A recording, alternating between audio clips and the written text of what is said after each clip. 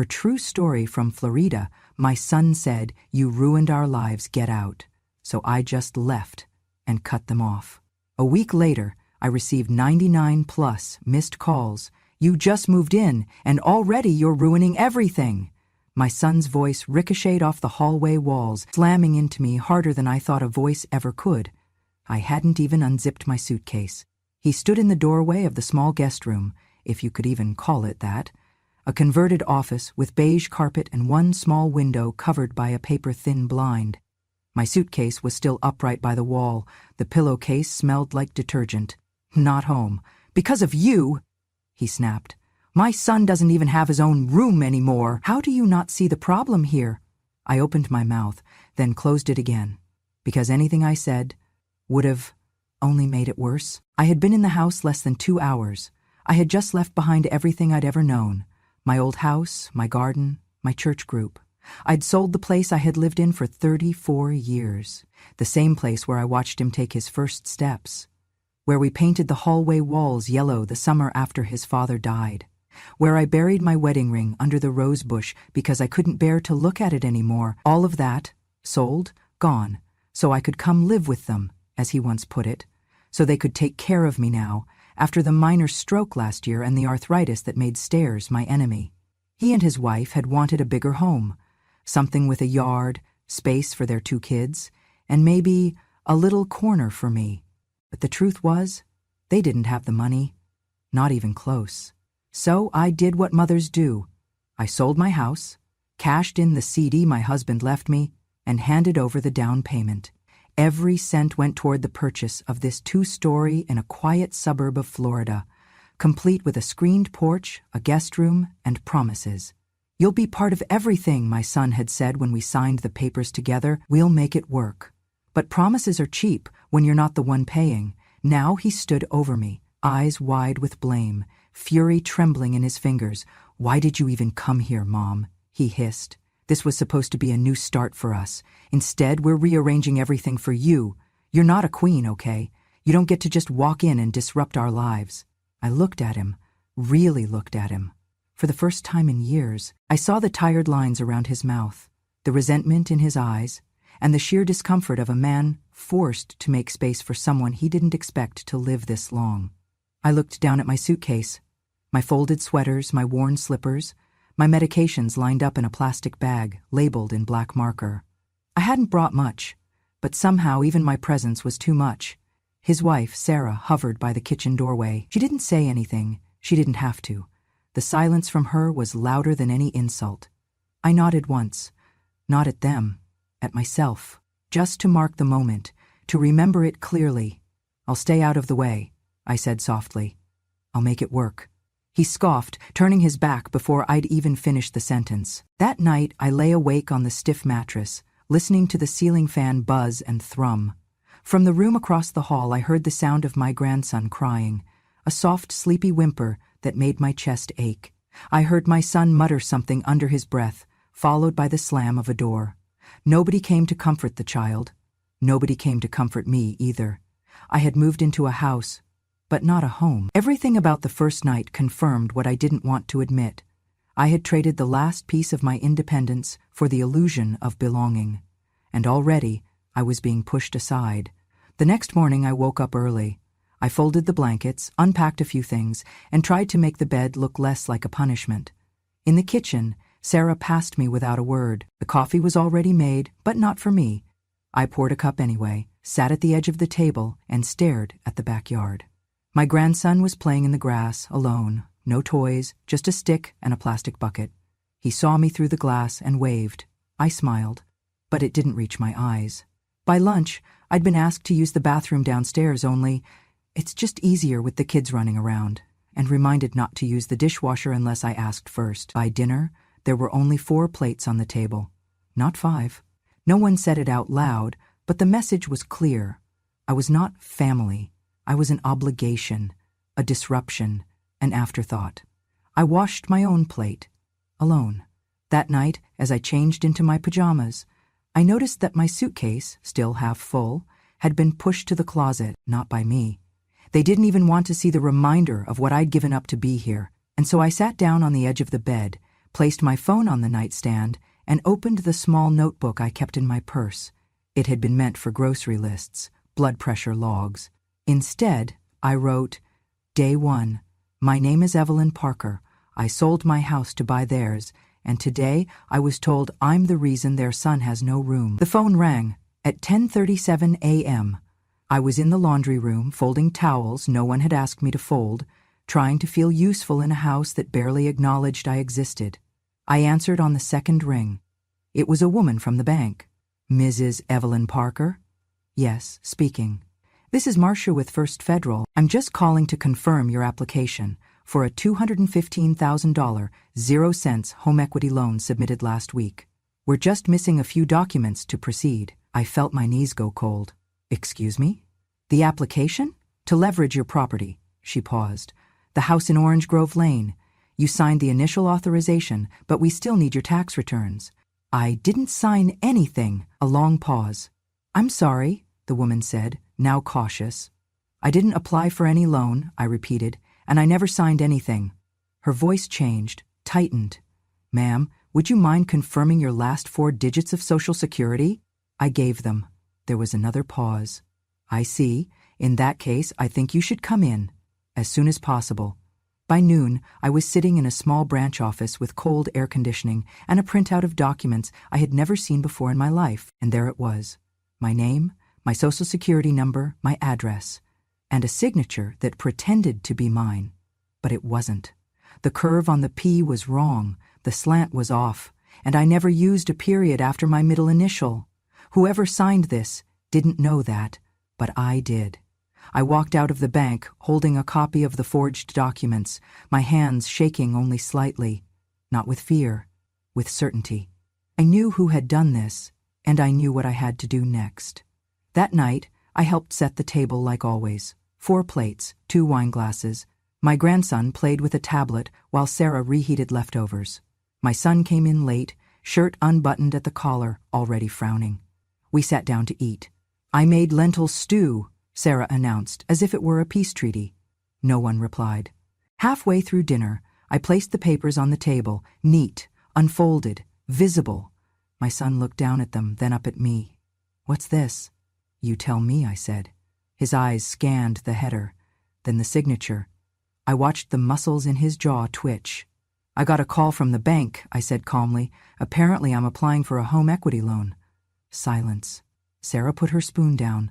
And it turns out, I continued, that someone forged my name to make it happen. Still, he said nothing. I wonder, I said, who would have had access to my Social Security number, my ID, my trust. My voice was quiet, controlled, surgical. He stood up, slowly. What do you want me to say? He snapped. You live here. It's your house. You're part of this family. Part of this family? I echoed. He glared. Don't turn this into some martyr act, Mom. We're struggling, you know that. So you forged my name? I borrowed against the house, our house. You forged my name. He slammed his fist on the table. The spoon jumped. My grandson flinched. You don't understand what it's like, he shouted. We're drowning here. Sarah's job is unstable, my credit's shot, and you... I waited. You sit here folding towels and judging us. I blinked. Everything was fine until you moved in. The rage cracked out of him like lightning. You ruined our lives. Get out! The words cut through the room like a blade. I stood, slowly. Sarah reached for his arm. Mark, stop. He yanked it away. If the only thing you have left to offer is a loan you can't even give, he spat, then maybe it'd be better if you just died already. The room went silent. Even the boy stopped breathing. And then I saw it, something he didn't expect. I didn't cry, I didn't scream. I reached into my pocket, pulled out a small black recorder. I pressed stop. The blinking red light went still. What's that? He asked, panicked now. I tucked it back into my sweater. Proof, I said. He stared at me, his face contorting into something I'd barely recognized. You recorded me? Yes. Why? Because I'm not stupid. And this time, I needed the world to believe me. Sarah backed away slowly, her face pale. I'll go, I said. Tonight, if necessary. He scoffed. Good. Pack your things. I nodded, but this time I smiled, not out of joy or bitterness, but out of clarity, because I finally knew I wasn't the one who had failed this family. They had failed me, and now they'd finally see what happens when a woman they thought was powerless stopped protecting them. They didn't ask me to leave that night. They just made it very clear I was no longer welcome. The next morning, the coffee machine was already brewing when I came into the kitchen, but no extra cup had been left out for me. When I reached for the cabinet to get a mug, Sarah blocked it with her hip, pretending to organize the shelf. "Let me just get through this real quick," she said without looking at me. I waited. 10 minutes. She never moved. That afternoon, the remote control disappeared from the living room. My favorite blanket was accidentally donated to Goodwill. My vitamins were misplaced, then replaced with cheaper, generic versions that gave me nausea. By the third day, my access to the kitchen was officially revoked. "It's just easier if we streamline meal prep," Sarah said, eyes glued to her phone. So, I ate cereal from a plastic bowl in my room. At night, I heard whispers from the master bedroom, sometimes angry, sometimes tired. Once the door cracked open, and I caught Sarah's voice, quiet but sharp. "How long do you think she's got left? A year? 2 at most?" A pause. "I mean, she's already done enough damage." The door closed. My heart didn't break. It calcified. That night I sat on my bed and stared at the ceiling until sunrise. The next day I walked 3 blocks to the drugstore and bought a mini voice recorder. Small, discreet, voice-activated. It fit in my coat pocket like a secret. They had taught me to be invisible. Now, I would use it. The first time I used it was accidental. I was sitting at the dining room table, reading a magazine I'd salvaged from the recycling, when Mark walked in on the phone with someone. His tone sharp, urgent. "No," I said, "use her name again," he snapped. "She doesn't check her credit, she barely knows how to use the internet, just use the same signature, it worked last time." I didn't move. I didn't breathe. He didn't see the recorder tucked inside my knitting bag, blinking silently. When he walked out, I hit stop. That night, I played the recording back 3 times. Every syllable tightened something in my chest. I thought of the child I had once bathed in a plastic tub, held through fevers, taught to ride a bike on the gravel road behind our first home. Now he was using my identity like a stolen credit card. I bought a second recorder the next day, just in case the first failed. I started keeping a log. Morning, Sarah tells kids not to talk to me because Grandma's grumpy and mean. Afternoon, Mark slams door after phone call, mutters, "Useless old woman." Evening, they order takeout and don't knock on my door. I wasn't collecting evidence for a court. I was collecting it for me. So no one, not even my own guilt, could convince me later that I'd imagined it all. On the 7th night, I played a clip while sitting on the floor, back against the closet wall. Sarah's voice filled the room, high, clipped, annoyed. "She just takes up space. What does she even do all day? Breathe and judge us?" Mark laughed. "Trust me, the moment she's gone, everything will finally run smoothly. This house feels like a coffin with her in it." The silence that followed was worse than the words. They weren't even angry. They were comfortable hating me. I didn't cry because I was hurt. I cried because it made everything clear. This wasn't a bad week or a tough transition. This wasn't about stress or misunderstandings or generational conflict. They didn't love me. They tolerated me, resented me, used me, and now I had proof. The next morning, I smiled when I passed them in the hallway. Not because I'd forgiven them, because I'd decided something. If I was invisible, then they wouldn't see me coming. The file was in the bottom drawer of my suitcase, a battered manila folder with a rubber band around it, and my husband's handwriting fading on the corner. House docs, do not throw out. I hadn't opened it in over a year. That morning, after another breakfast alone, I sat on the floor of the guest room with the folder spread out before me. The pages were yellowed slightly from age, but they were intact. Deed, title, tax receipts, insurance forms. And there it was, in bold. Owner of record, Evelyn M. Parker. No cosigner, no joint ownership, no transfer of title. The house, this house, was still mine. Not in theory, not in some sentimental, maternal sense. Legally, fully, unmistakably. I stared at the document for a long time. They thought I had signed it over after the move. I hadn't. There had been talk of it, months ago, when we were still planning the transition, when Sarah sat beside me on the couch with a polite smile and a printout of real estate options, When Mark had said, "It'll just be easier if the house is under our names, Mom, tax-wise, insurance-wise, less to worry about later," I told them I would. I almost did, but the paperwork required new homeowner insurance under their names, and my age gave us a better premium, so we postponed, and then forgot. Or at least they did. I never signed anything. And now I was glad, so deeply, painfully glad, that I hadn't. Because this house, the one they used to whisper about getting rid of her in, the one I was confined in like an aging prisoner, it was mine, paid for with my name, my savings, and my sacrifices. They didn't own the roof over their heads. They were guests in my home, and they didn't even know it. I sat quietly with that realization all afternoon, not triumphant, not angry, just still. Power, when it returns to your hands after years of being told you have none, is not loud. It is quiet, heavy, and deliberate. That evening, while Mark and Sarah bickered in the driveway over forgotten milk, I made a call. "Is this Thomas Hargrove's office?" I asked the woman on the line. "Yes, may I ask who's calling?" "This is Evelyn Parker," I said. "Tom handled my husband's estate. I'd like to speak to him directly." The woman paused. "Of course, Mrs. Parker, one moment." A click, then a soft, familiar voice. "Evelyn," he said. "Good Lord, it's been a while." "Too long," I replied. We hadn't spoken in nearly 15 years, not since my husband passed, and Tom helped me navigate the insurance claims and the quiet chaos of widowhood. "How can I help?" "I need to discuss a property, mine. It's complicated." "I'm listening." I explained everything, slowly, carefully. I told him about the sale of my old house, the down payment, the joint mortgage taken under my name alone, the promises I had made and never legally fulfilled, and what I had discovered, and what they had done. Tom was silent for a beat too long. Then, "I'll be in town Friday. I can stop by with a notary. We'll review everything." "Thank you," I said. "No need," he replied. "You're not the first mother I've heard this from. But you might be the first one doing something about it." I hung up and stared at the phone for a long time. Something had shifted, deep inside me. Not rage, not grief, resolve.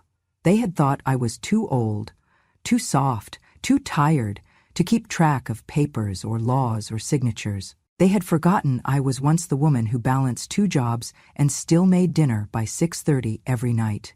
They had underestimated the woman who taught their son how to walk without falling. Now, I would teach them something else, how to fall without knowing what hit them. Some women raised their voices. I raised my eyebrows, my children, and now, quietly, my defenses. The morning after speaking with Tom, my husband's old lawyer, I went to the credit union downtown, a place no one in this house ever thought to ask about. I opened a new checking account under my maiden name, using a P.O. box I'd rented that same morning. I transferred a portion of my retirement savings into it, quietly, cleanly. No one noticed. That same week, I began slowly removing things from the house.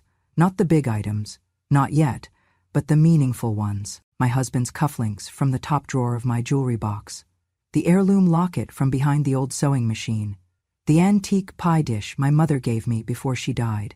Little by little, they disappeared from the shelves and drawers and reappeared in a small storage unit I rented 2 towns over.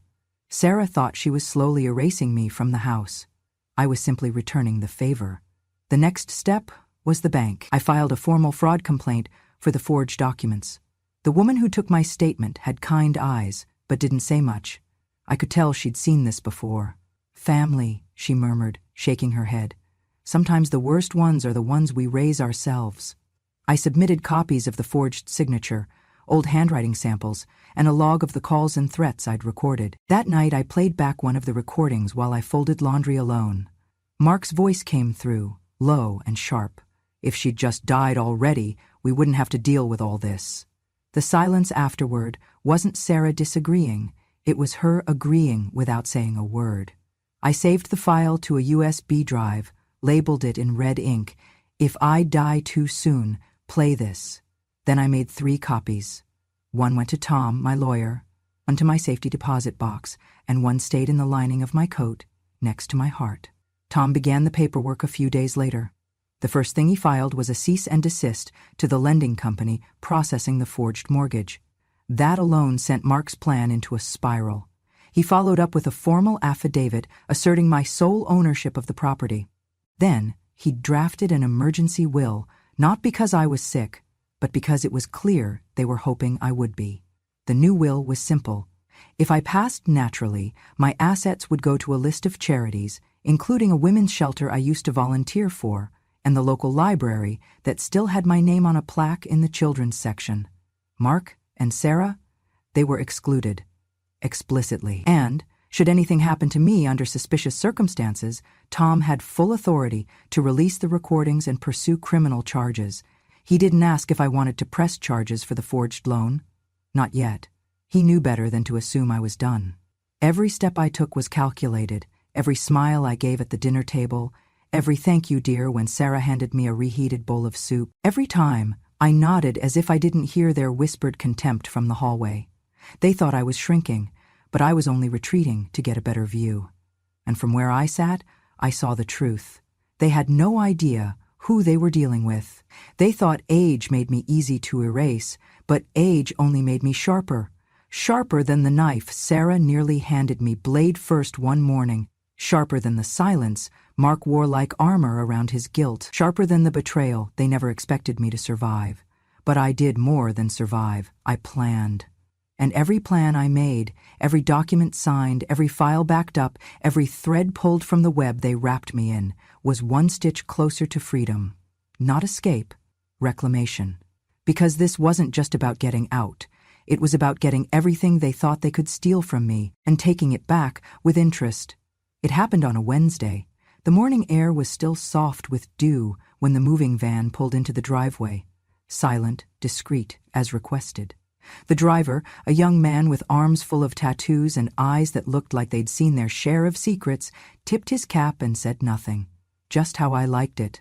By 7:00, the hallway closet was empty. By 8:15, my suitcases were zipped, stacked, and locked. By 9:00, the last photograph of my husband had been gently wrapped in bubble wrap and placed in the front seat of the car that came to pick me up. I didn't say goodbye. Not because I was angry. Because I was done. I had watched this house go from a promise to a prison. Now, it was just a place I used to live. Mark and Sarah weren't home. They had gone out early to meet a financial advisor, likely trying to salvage the crumbling pieces of their plan. I didn't need them to be present for the finale. They'd get the message soon enough. I placed a wooden box on the kitchen table. It wasn't big, but it carried more weight than any of them could imagine. Inside, a printed copy of the deed listing me as sole owner, the formal withdrawal of my initial promise to transfer, the bank fraud complaint report, complete with forged signatures and timestamps, 2 USB drives labeled MapDraw files Mark and Sarah. One contained the recordings, the other was just a backup, and finally a letter, neatly typed and signed in blue ink. To whom it may concern, this house no longer belongs to you. It never did. I left the box right in the middle of the table, next to a cold pot of coffee and a stack of unpaid bills. The silence of the house didn't mourn my departure. It sighed in relief. By noon, I was stepping into my new home, a furnished apartment on the 12th floor of a senior living community overlooking the river. Modern, quiet, and warm in ways that had nothing to do with the thermostat. The front desk clerk handed me my keys, smiled, and said, "Welcome home, Mrs. Parker." For the first time in years, I believed it. Everything had already been paid in advance. 12 months of rent, health services, dining credits. My name was on every document. My signature, unforced and free. The apartment smelled like lavender. The armchair by the window was soft and deep. There was no one here to shout, no one to question why I needed space or silence or dignity. Only me. And that, at last, was enough. That night, I sat by the window with a cup of chamomile tea. Below, the city lights flickered like fireflies.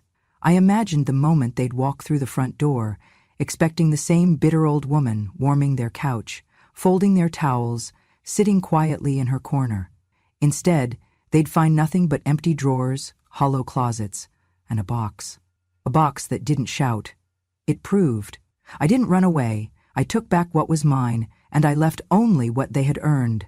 Silence, consequence, and a deep, echoing absence where their free ride used to be. It started on the 7th day. 1 missed call, then 2. By noon, a dozen. By the next morning, my phone screen was a wall of red notifications. 99 plus missed calls, marked no voicemails, just silence trying to claw its way back into my life. I didn't answer. I didn't block him either. Some things are meant to be seen and felt. Let him stare at that glowing name, let his thumb hover over the call button again and again. Let the weight of being ignored settle into his gut the way his words once settled into mine like stones. I had nothing left to give him, and now he had everything to lose. On the 8th day, a letter arrived. Not handwritten, not personal. A typed notice from the law office handling the credit fraud case. Sarah's name was listed on the formal complaint. Apparently, she had been the one to file the paperwork, using my information. Her employer, when informed of the federal investigation, placed her on immediate leave. By the end of the week, she was unemployed. I didn't gloat. I didn't cheer. But I did feel calm. Actions have consequences, especially when the person you called useless keeps the receipts. The calls didn't stop. Mark tried different numbers, texted things like, "We need to talk." It was never meant to go that far. We're in over our heads. Please. One message simply read, "I'm sorry, Mom." But he wasn't sorry for what he did. He was sorry he lost control, and I had no intention of handing it back. I crafted my reply carefully. I didn't send it immediately. I waited until I could reread it without trembling, until the words didn't sting my tongue. Then I attached an audio file. One of the recordings where he said, plain as day, "If she'd just died already, this would be so much easier." And beneath that, I typed a single message. "You were once the child I loved most, but the man you've become, I don't recognize him." I hit send. Then I muted the thread. 2 days later, I received a voicemail. Mark's voice cracked at the edges. "Mom, please, just tell me you're okay. I didn't mean what I said. We were stressed. I was scared. I shouldn't have forged your name. I know it now. Silence. I didn't think you'd really leave.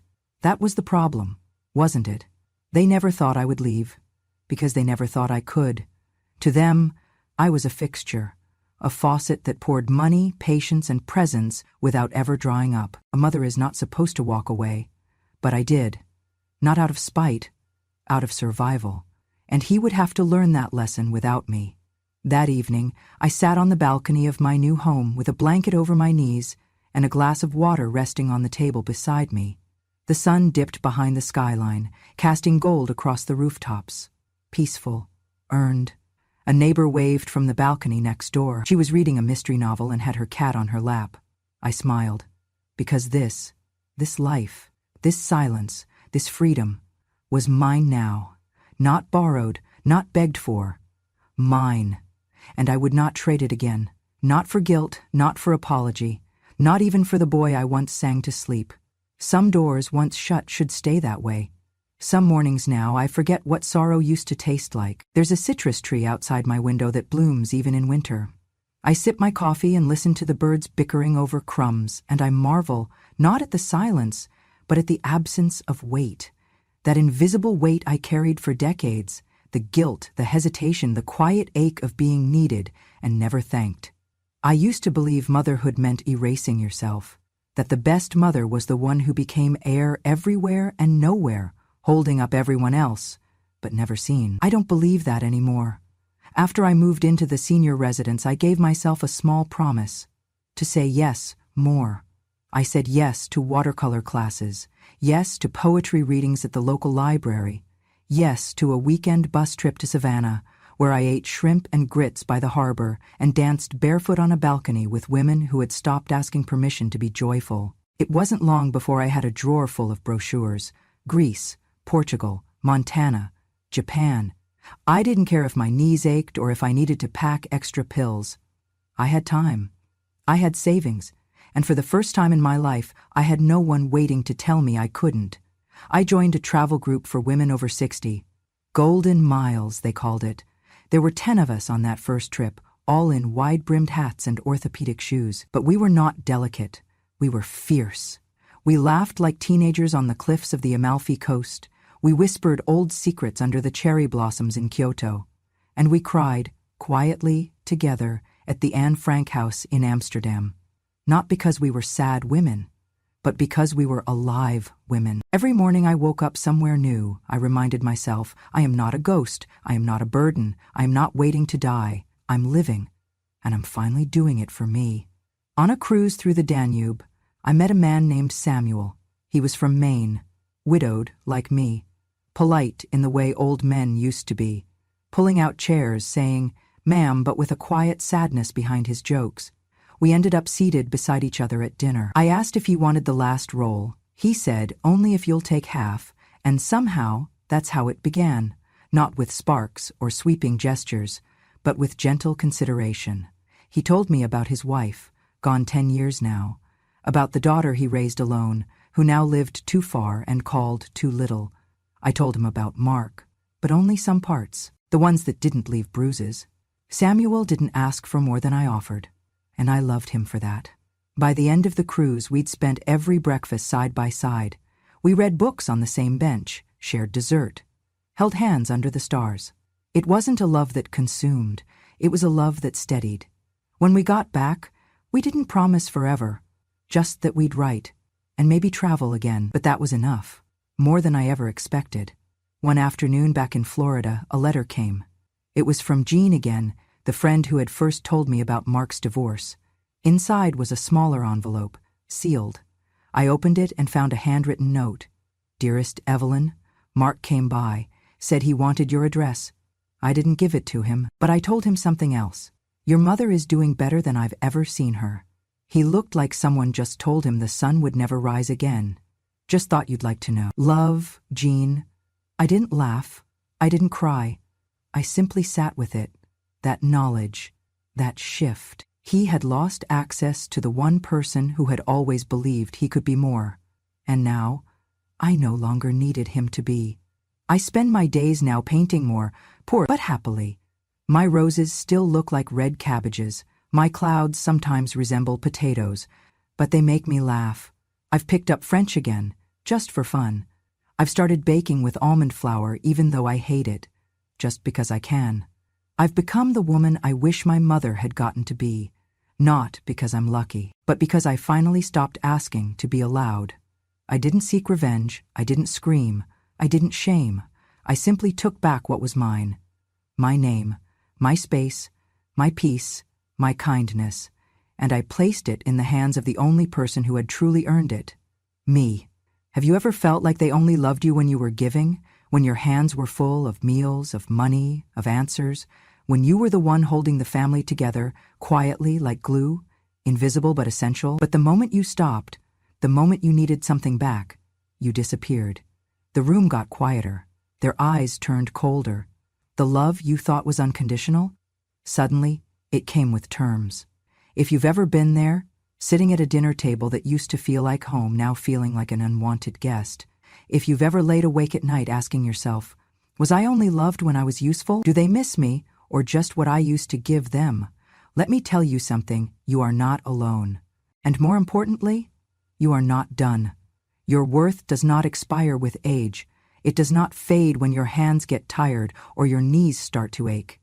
It is not tied to what you can do for others, how many times you said yes, or how long you stayed silent to keep the peace. Your worth is in your memory, in your stillness, in the way you knew all along and waited for the right moment to speak, because silence is not weakness. And power, real power, it doesn't need to shout. Sometimes the strongest person in the room is the one they never saw coming, the quiet one, the polite one, the one they underestimated until she walked away with everything they thought they owned. We've been called burdens. We've been called selfish for finally saying no. We've been told to be grateful, to be quiet, to stay in our place. But here's the truth. Dignity doesn't ask permission, and kindness, true kindness, is never owed. It's given, freely, and it can be taken back when it's abused.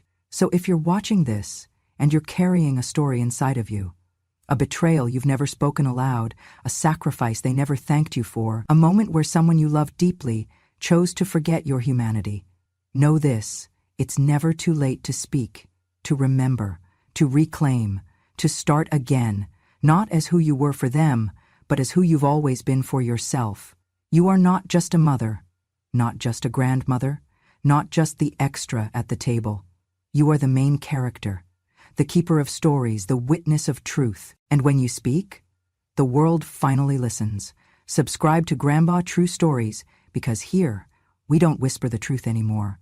We remember it, we speak it, and we live what's left with fierce, undeniable grace. Revenge has no expiration date, and neither does dignity.